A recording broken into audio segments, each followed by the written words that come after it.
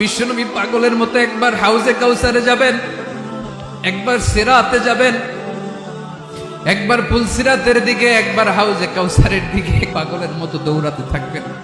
তার কোনো গুনাহগার উম্মত যাতে জাহান্নামে ঢুকে না যায়, সেদিন কেউ সুপারিশ করতে পারবে না বিশ্বনবী ছাড়া।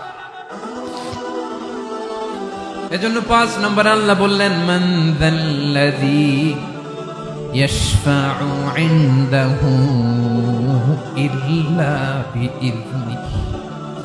কার সাহস আছে, কার এত বড় বুকের পাটা কিয়ামতের কঠিন দিন আল্লাহর সামনে দাঁড়িয়ে সুপারিশ করবে?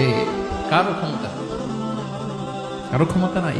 বিশ্বনবী সেদিন সিজদায় পড়ে উম্মতের জন্য কাঁদবেন, সবাই কাঁদবে, নফসি নফসি, আল্লাহ আমারে বাঁচাও, আল্লাহ আমারে বাঁচাও। বিশ্বনবী বলবেন, উম্মতি উম্মতি।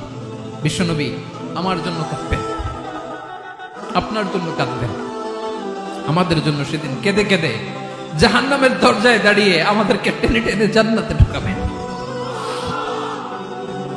এজন্য এই বিশ্বনবীর ভালোবাসা যেন আমাদের হৃদয়ে ভরপুর থাকে। আমার ভাইয়েরা, প্রতি শুক্রবার বিশ্বনবীর উপরে বেশি বেশি যেন আমরা দুরূদ পড়ি। আমরা যখন বিশ্বনবীর সালাম দেই, দুরূদ পড়ি,